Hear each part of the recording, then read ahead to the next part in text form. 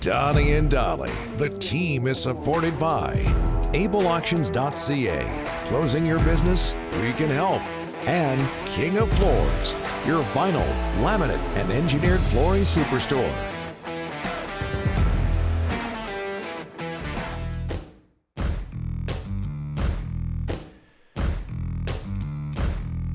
Delaney's OK Tire and Langley inbox from Brad in Langley. You guys are the best. Tell your boss. Well, Brad just did that for us, so we thank you, Brad. It's Monday, and all of our guests today are sponsored by Passant Motors, just ahead of Thomas Drance. It's the Canada Day sale at Passant all month long. Great promos, lots of savings, and great deals. Check them out online at PassantMotors.com and follow them on Twitter at Passant Motors. That sounded made up, by the way. What's that? Brad and Langley here. You were looking at a blank screen. Let's be honest. You were making that up. Ha! You got me. It's right here. We'll get the boss over here to look at it later on. Okay, Thomas Drance joins us. He, of course, covers the Canucks for The Athletic. Busy weekend for Thomas, for the Canucks, for the entire NHL. Thomas, thanks for doing this in fairly short notice. How are you, sir? Gentlemen, always my pleasure, and I just want to assure Brad from Langley, I've already texted J.P. Barry to tell him that you guys are the best, so that Rick's boss knows. Hey, Rick's boss already knows, Brad. Don't worry. Hey, Thomas, do you like the picture we've posted of you? Have you approved that picture? There's one Getty image of me that I took at Florida Panthers training camp, and I'd just been running around outside, and I swear I look like a drowned rat or something. We were going to post. Considering I'm a hairless cat of sorts, but yeah, I had a vanity attack. I asked your producer to change the photo. We were going to post George the Animal Steel. Yeah. I brought this on myself. Hey, listen, thanks, guys. I appreciate the image. When you're talking hairless, Thomas, you're on the right show. I'm there. Yeah. Ryan's getting there. And I'm not there. Lord knows Dollywall is too. Hey, Thomas, I know you wrote about this on the weekend. What are the Canucks getting in Jason Dickinson? Well, they're getting a really, really useful defensive forward, a really versatile guy too. And while he played big minutes for the Dallas Stars last year, he's typically been more of a third, fourth line guy, in and out of the lineup, even in the Stanley Cup final in 2020. However, when you go look, if you go look at the first game of the 2020 Stanley Cup final in the bubble in Edmonton, he played center between Andrew Cogliano and Blake Como. They drew the point line in a primary matchup, and they were a major reason. They blanketed them. They were a major reason why they won that game. When you look at Dickinson's overall skill set, we're talking about a really assertive, physical defensive player. He's got size and range. He plays bigger than his listed size, too, because he covers a lot of ground. He's got long limbs. He's really disruptive as sort of a checking player. Now, the Canucks believe that he has some more upside to offer, that perhaps being put in more offensive situations will yield additional scoring. I'm not sold on that necessarily, but it doesn't really matter considering all the good things that he can do away from the puck, all the things he can do on the penalty kill. One thing to note, though, is, in contrast with a player like Brandon Sutter, who he seems poised to replace, he's not, an ace in the faceoff dot, right? He's a plus 45% guy. He's not going to hurt you, but he's not, he's not at the level of a Bo Horvat or a Jay Beagle or Brandon Sutter in terms of his face-off winning ability. And so that'll be one thing that the Canucks will need to navigate, but he gives them a ton of options. And more than anything, he's an acquisition that fills a need for the club at center. That was going to be the hardest position to fill, I think, in the event that they weren't able to get something done before the market opens on the 28th. Other than Philip Deneau, who's going to cost an arm and a leg, I think a lot of teams around the NHL are assessing what's available on the center market and finding it wanting, frankly. There's a big gap after Deneau to the next best candidates. Finding Dickinson in this type of trade, only available because of expansion, that's some tidy work for the Canucks. I think I've got this right, and it's going to lead to a comparison, judging by your article on the weekend.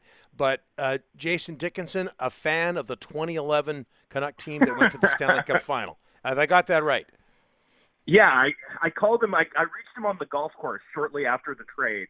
I got set up with him with some of my athletic colleagues and one of his former teammates. So I called him on the golf course, and he picked up. And he offered that up. Honestly, I was just asking him about his reaction to being traded to Vancouver. And, he talked about being excited to play in a Canadian market. He's Canadian.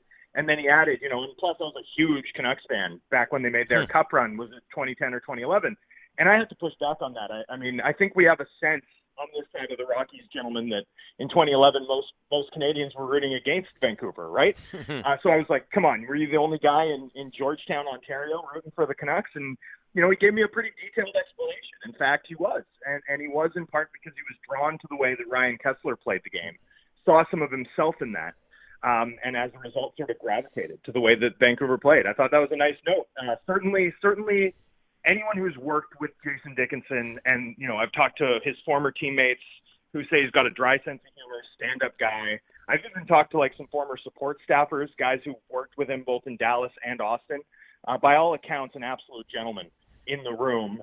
And, an absolute gentleman from the perspective of people who've worked in, social media and equipment staffers. That's meaningful praise to me. That's something that I read a lot into. Clearly, he's already demonstrating that he can say the right thing. I think that'll put him in good stead in this marketplace, gentlemen. Thomas, let's get to the Seattle draft. Holtby, Lind, we're hearing Holtby a lot. I still heard his name a ton at times on the weekend. Cole Lind's available. Your thoughts on what happens to Holtby and Lind? Yeah, it's going to be really interesting. My basic view of it is that I would be surprised if Braden Holtby at his full freight is selected without the Canucks attaching an additional asset to get it done. And not just from a perspective of Holtby. I think this is the fundamental dynamic underpinning the expansion process, period. There's so much talent available to the Kraken, and there's so much talent on big contracts because every team is desperate for cap flexibility. And so the dynamic is not, for me, at least this is what it should be, is not, does Ron Francis have interest in Vladimir Tarasenko? It's, if he goes to the Blues and says, we'll take Tarasenko if you attach this, this, and this, are the Blues willing to play ball? I think that's sort of the situation that the Canucks are going to end up in with Holtby, whether they retain salary or include assets. I think that's going to be a baseline that the club will have to do if they want to move the full freight of his $4.3 million cap hit, $5.7 million in salary. And that's not a unique situation. I think a lot of teams are going to find themselves in exactly that boat, and in part the Kraken will select a team that, nets some additional assets in the process. Cole Lind, I'd be interested about, I hear a lot about his waiver status and how that might play a role. But look, gentlemen, we've seen so many players clear waivers over the last year, like Paul Byron, on and on. I mean, guys who stepped up and played major roles in the Stanley Cup final. Tyler Johnson twice. Clearing waivers these days is not what it used to be. A lot of people clear. I don't know that would be a huge concern. I wouldn't be surprised if Lind was sort of a secondary concern for the Kraken. But there's also some chatter in the industry that they may load up on a position. Vegas did that in 2017. They picked 13 defensemen, which is the maximum that you're able to pick in the expansion process, and peddled a few of them, 4 of them after within 5 days. They dealt Schlemko and Alexei Emelin and Mark Mathot and on, and netted a bunch of draft picks. But they did get stuck with a couple guys, including White Rock's Jason Garrison, who they were unable to move. People wonder if maybe Seattle will target a different position as opposed to defense as a result of that experience. I've talked to some people in the industry who are wondering, could the Kraken load up on goaltenders? There's a ton of teams around the league that need backups. I think the interest in Holtby sort of speaks to it. Might that be an approach that the Kraken take to get value out of a Canucks sort of exposed list that frankly doesn't offer them up a lot? If they're able to get Holtby and either get a pick in the process or get him retained, maybe he can have additional value to them should they keep him or send him on. Hey, they're still after a forward, Thomas. You hear Zach Hyman, you hear Jaden Schwartz. Now I'm hearing Nick Bustad again. Connor Garland is a name that popped up on the weekend for me. Why still another forward when you're looking at their blue line, Thomas, and who the heck's going to play defense for the Canucks? Yeah, I mean, there's a lot of needs, I think, overall.